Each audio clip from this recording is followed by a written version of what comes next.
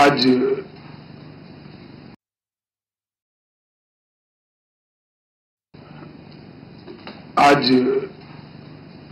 Encode की 7वीं बैठक के अंदर विज्ञान भवन की सभागार में मेरे साथ उपस्थित सभी अधिकारीगण और देश भर से ऑनलाइन जुड़े हुए ड्रग के खिलाफ जंग के मेरे साथीदार, आप सभी को एक सफल अभियान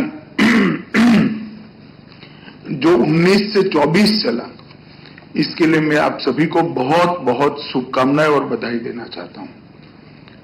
परंतु 19 से 24 की लड़ाई में हमने हमारे काम का 1/10 ही अचीव किया है। एक इंफ्रास्ट्रक्चर बना है, पूरी सरकार के हर विभाग में एक प्रकार से गंभीरता आई है और इसको एक अभियान के रूप में हम ले जाने में सफल हुए। परंतु साच अर्थ में लड़ाई अब शुरू हो रही है और ये लड़ाई में जब तक 35 के नीचे का हर देश का नागरिक लड़ाई लड़ने का संकल्प करे और 35 की ऊपर का हर नागरिक लड़ाई का मार्गदर्शन करने का संकल्प जब तक न करे, इस लड़ाई को हम जीत नहीं सकते। मेरा साच अर्थ में मानना है कि सरकार लड़ाई को दिशा दे सकती है, सरकार और सरकारें मिलकर ये लड़ाई को नहीं जीत सकती। इसलिए हमारा अप्रोच ये लड़ाई को सरकार के बाहर 130 करोड़ की जनता के बीच में ले जाने का होना चाहिए और मैं मानता हूं कि यहां होल ऑफ गवर्नमेंट अप्रोच के तहत जितने भी विभाग यहां पर बैठे हैं, राज्य सरकारों के अधिकारी बैठे हैं, उन्होंने कहीं न कहीं अपने अप्रोच के अंदर ये लक्ष्य को ऐड करना होगा, ऐसा मेरा मानना है। मित्रों, हम सभी जानते हैं कि हमारे अमृत काल की शुरुआत हो चुकी है। देश के प्रधानमंत्री नरेंद्र मोदी जी ने पूरे देश के हर नागरिक के सामने एक लक्ष्य रखा है कि जब आजादी की शताब्दी मनाई जाए तब हमारा भारत हर क्षेत्र में विश्व में प्रथम हो। इसके लिए एक बहुत बड़ा अमृत महोत्सव का अभियान चलाकर हमने 130 करोड़ लोगों को संकल्पित भी किया है। इसके लिए हर क्षेत्र के अंदर काम करने की जरूरत है। शिक्षा के क्षेत्र में भी काम करने की जरूरत है, आर्थिक क्षेत्र में भी काम करने की जरूरत है, समाज जीवन के पिछड़े हुए सभी वर्गों को आगे ले जाने का भी काम करने की जरूरत है, सीमाओं की सुरक्षा की भी जरूरत है और बाहरी सुरक्षा की भी जरूरत है। अंतरिक्ष में भी हमें बहुत आगे बढ़ना है। हमने नई नई टेक्नोलॉजी के बड़े हब और शिक्षा के केंद्र यहां बनाने हैं। परंतु ये सब होने के बावजूद भी अगर हमारी आबादी को, हमारे युवा पीढ़ी को हम ड्रग्स से मुक्त नहीं करते हैं तो ये लक्ष्य हम अचीव नहीं कर पाएंगे। अंततोगत्वा मैं इतना कहना चाहता हूं कि ड्रग की लड़ाई बहुत महत्वपूर्ण लड़ाई है और हम सब ने इसको गंभीरता के साथ भी लड़ना है और प्राथमिकता के साथ भी लड़ना है, सीरियसली भी लड़ना है और प्रायोरिटी के साथ भी लड़ना है। मैं जानता हूं आप सभी यहां ऑनलाइन जुड़े हैं और यहां बैठे हैं, इनके पास अनेक प्रकार के काम हैं। इसमें से एक छोटा सा हिस्सा ये है, मगर मेरा आप सबसे करबद्ध निवेदन है कि छोटे से हिस्से को सर्वोच्च प्राथमिकता, सर्वोच्च प्रायोरिटी नहीं देंगे तब तक ये लड़ाई हम नहीं जीतेंगे।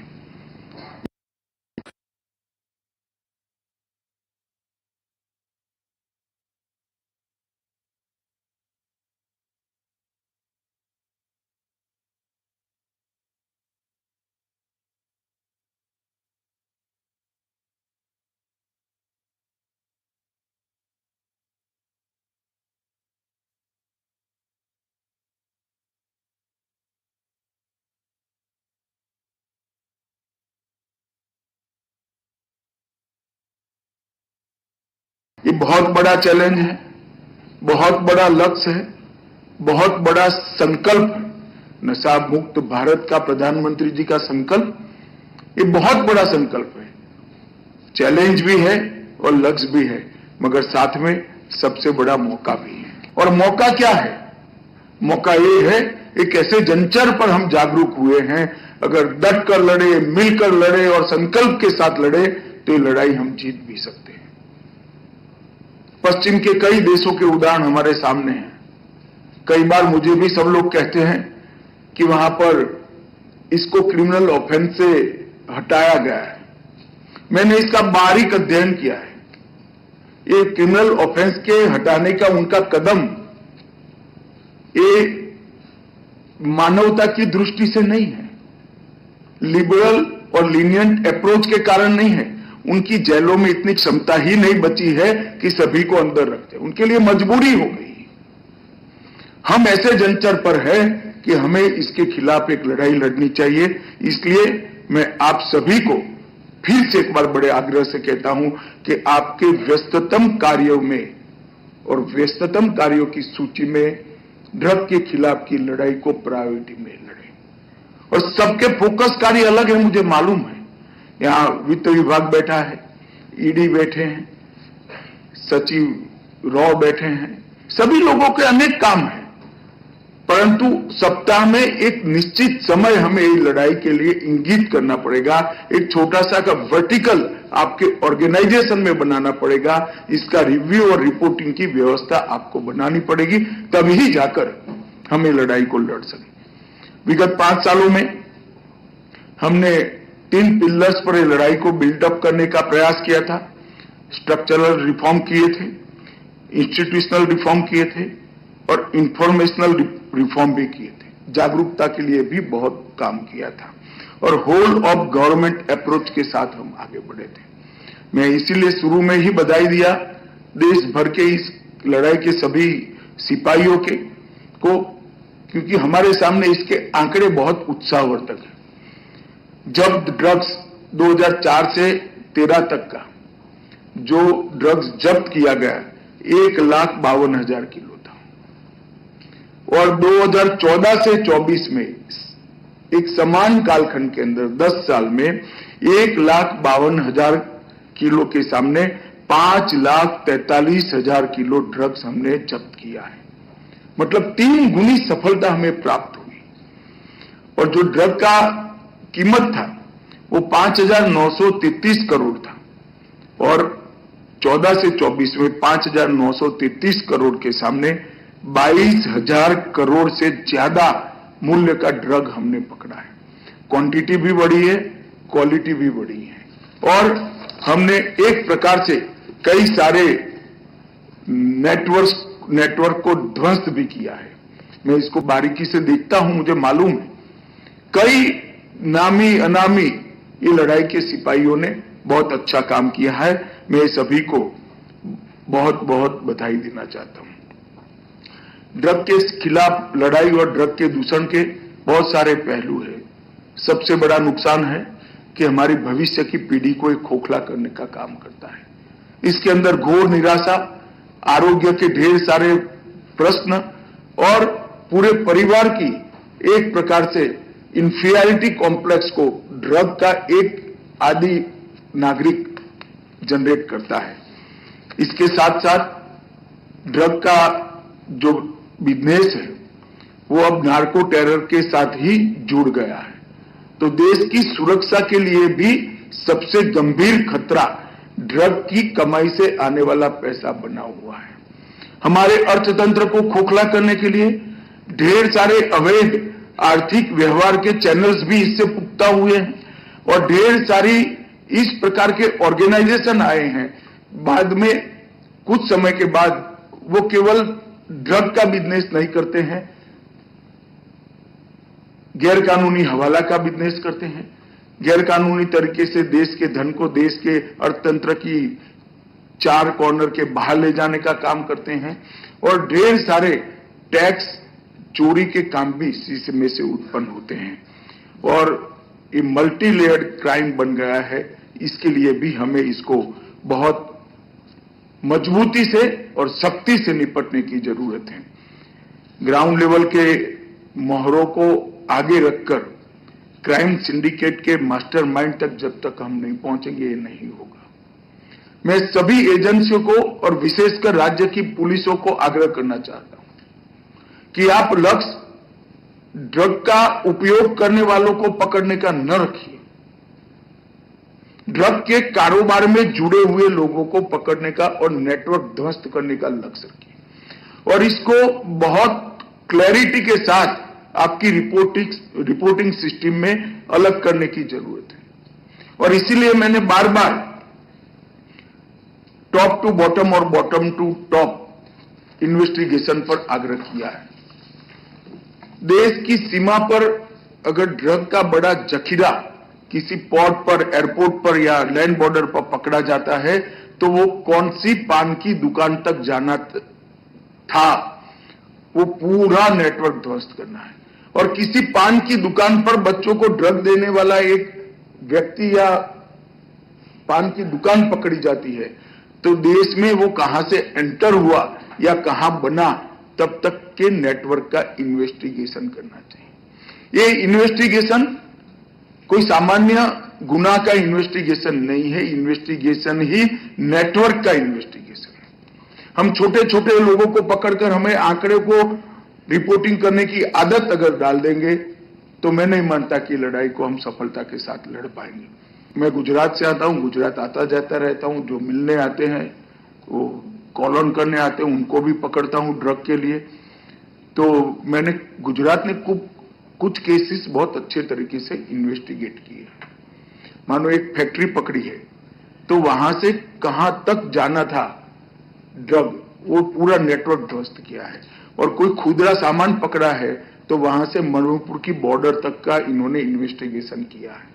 मेरा आग्रह है राज्यों के सभी डीजी और चीफ सेक्रेटरी से कि हर इन्वेस्टिगेशन को मॉनिटरिंग अथॉरिटी एक केस का इन्वेस्टिगेशन समझकर संतुष्ट न हो और ये इन्वेस्टिगेशन को कंप्लीट इन्वेस्टिगेशन बनाए, पूरे नेटवर्क को ध्वस्त करने का इन्वेस्टिगेशन बनाए।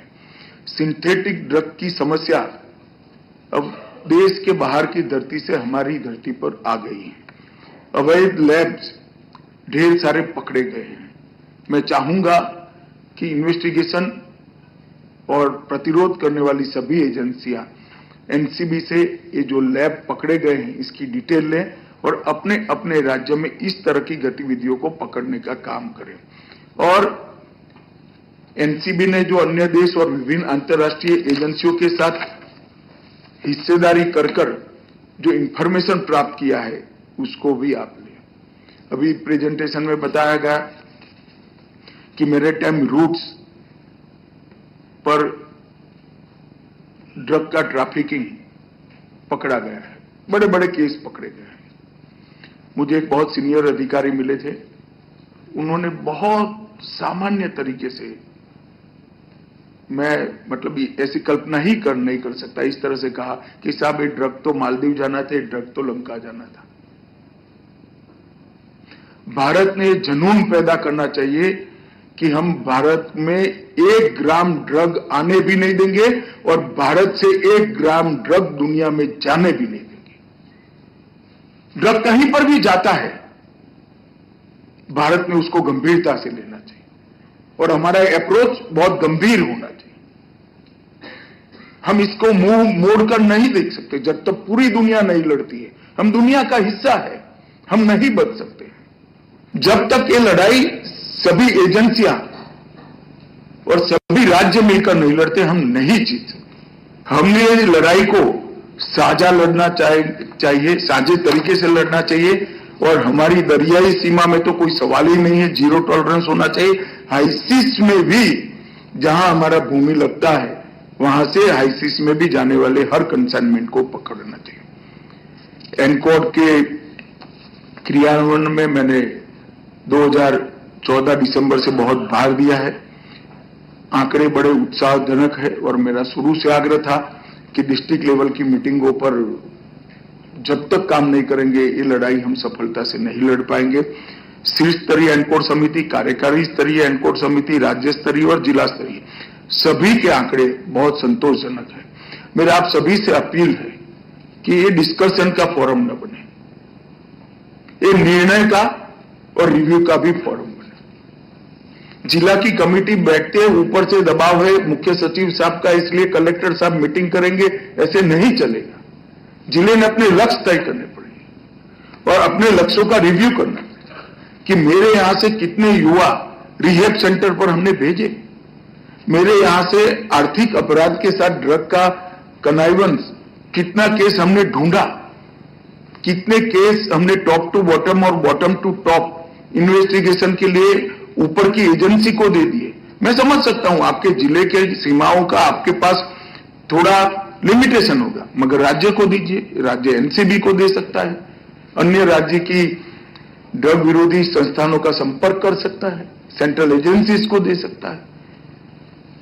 पीट एनडीपीएस का उपयोग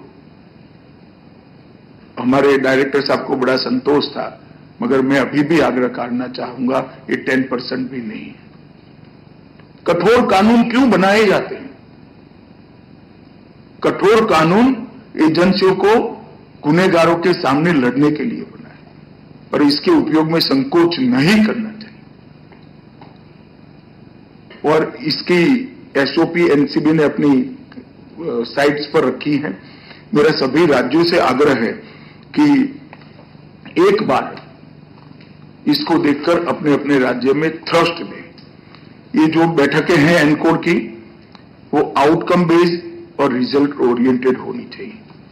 फिक्स टारगेट बनाना, इसका रिव्यू करना और स्थानीय परिस्थिति के अनुकूल रणनीति बनाना। हर जिले का रणनीति इसमें अलग होगा। एक बहुत बड़ा हॉस्टल है तो आपकी रणनीति एक जिले की अलग होगी, एक दरियाई जिला है तो उसकी रणनीति अलग होगी। वहां जैसे कहा हर मछुआरे को नजर रखनी पड़ेगी। एक एयरपोर्ट वाला जिला है उसकी रणनीति अलग होगी। स्थानीय रणनीति जब तक नहीं बनाएंगे और फीडबैक मैकेनिज्म जब तक पक्का नहीं करेंगे, मैं नहीं मानता इसमें बड़ी सफलता मिलेगी। मेरा आग्रह है कि जिला स्तरीय और राज्य स्तरीय एनकोर समिति आउटकम बेस्ड और रिजल्ट ओरिएंटेड हो, लक्ष्य तय करे और लक्ष्यों का कठोरता के साथ, निर्ममता के साथ रिव्यू करे। लगभग 4431 एनकोर बैठकें हुई है, 151 राज्य की हुई है। ये हमारे लिए बहुत आनंद का विषय है। मैं कई बार बोल चुका हूं, मगर रिपीटेशन करना चाहूंगा कि बहुत समय से, अंग्रेजों के समय से हमारी एजेंसियों का एक सूत्र था, नीड टू नो। जितना जरूरत है उतना ही जानकारी दिया जाए। अब हमने ड्यूटी टू शेयर की ओर जाना पड़ेगा। देश स्वतंत्र हो चुका है, हमने हमारी सिस्टम पर भरोसा होना चाहिए। और ड्यूटी टू शेयर का, मैं समझ रहा हूं ये कल्चर बदलते बदलते बड़ा समय लगता है, परंतु मैं मानता हूं कि मैं जब तक हूं मैं प्रयास करता रहूंगा। नीड टू नो से ड्यूटी टू शेयर का एक बड़ा परिवर्तन सभी एजेंसियों ने आगे बढ़ाना पड़ेगा। हमारा त्रिकोणीय प्लान ऑफ एक्शन हम लेकर चले, उसको बारीकी से नीचे तक समझा जाए, ऐसा मेरा आग्रह है। ड्रग की सप्लाई चेन के लिए हमारा रूथलेस अप्रोच होना चाहिए, डिमांड रिडक्शन के लिए स्ट्रेटेजिक अप्रोच होना चाहिए और हार्म रिडक्शन के लिए ह्यूमन अप्रोच होना चाहिए। ये तीनों काम अलग है और तीनों के लिए हमारा अप्रोच अलग होगा। जब तक ये नहीं करेंगे हम ये लड़ाई को सफलता के साथ नहीं लड़ पाएंगे। मानस पोर्टल का आज लोकार्पण हुआ है, इसके साथ सोशल जस्टिस और बाकी सारे एजेंसियों के पोर्टल को भी जोड़ा गया है। Centre of excellence for narcotics control, इसकी भी स्थापना हो चुकी है कैपेसिटी बिल्डिंग के लिए। और ड्रग के विरुद्ध जन आंदोलन के लिए स्पंदन भी, मिशन स्पंदन भी शुरू हुआ है। ये सारे इनिशिएटिव को राज्य और जिला की हर वो इकाई जो इनिशिएटिव को गति दे सकता है उस तक पहुंचाना पड़ेगा। एक संयुक्त समन्वय समिति यहां पर गठित हुए, मेरा आग्रह है कि राज्यों पर भी हो और फाइनेंशियल इन्वेस्टिगेशन के लिए भी राज्य स्तरीय बैठक में कठोर रिव्यू हो और वित्त विभाग की सेंट्रल एजेंसियों को सूचित किया जाए।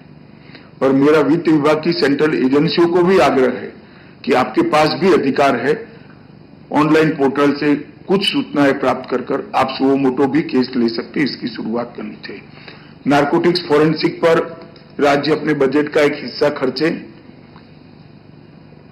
ये बहुत जरूरी है और बहुत कम समय में, हम बहुत नजदीक है, नारकोटिक्स के प्राथमिक टेस्ट के लिए एक बहुत सस्ती एक प्रकार से जिसको कह सकते किट भी, स्वदेशी किट है, हम दे पाएंगे, जिससे आपको केस रजिस्टर करने में कोई आपत्ति नहीं आएगी। और फिर करप्शन के कारण पकड़ा हुआ बड़ा जखीरा भी आटा बनाकर बदल दिए गए कि ढेर सारे उदाहरण इस देश में मौजूद है।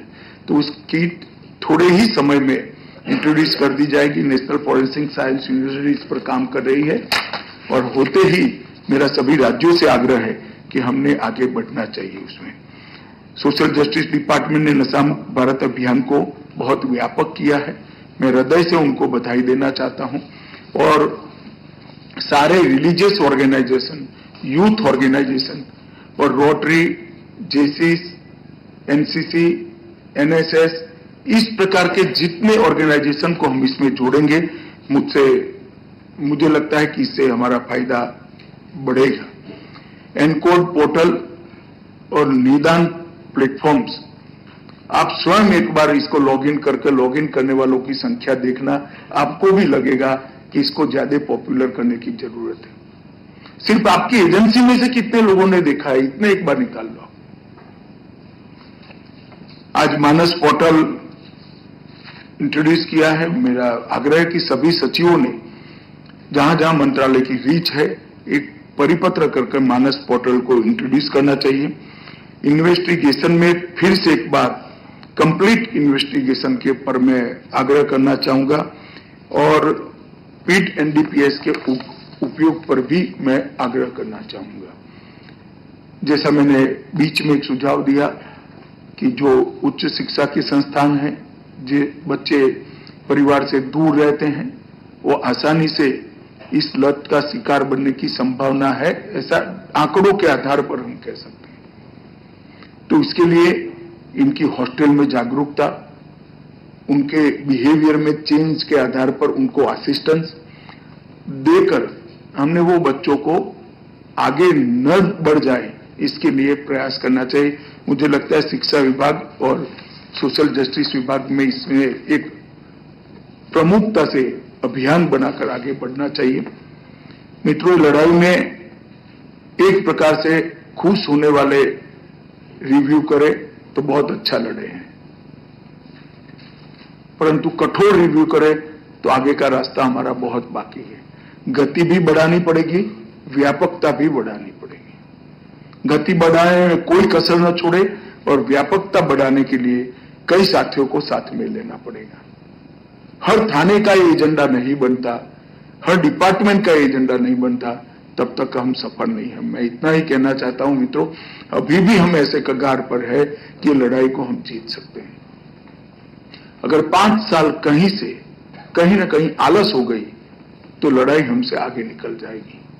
मेरा आप सबसे बहुत मन से विनम्रतापूर्वक आग्रह है कि इस लड़ाई को अपनी लड़ाई समझे, हमारी ही लड़ाई है, हमारी भावी पीढ़ियों के लिए लड़ाई है और आज की पीढ़ी को बचाने की लड़ाई है। मैं आशा करता हूं कि सभी लोग इसको गंभीरता से लेंगे। फिर से एक बार, अब तक जो 5 साल में हुआ है, इस सब के लिए देश भर के सभी ये लड़ाई लड़ने वाले सेनानियों को, सिपाहियों को मनपूर्वक बधाई और अभिनंदन कर मेरी बात समाप्त करता हूं। बहुत बहुत शुभकामनाएं आप सभी को।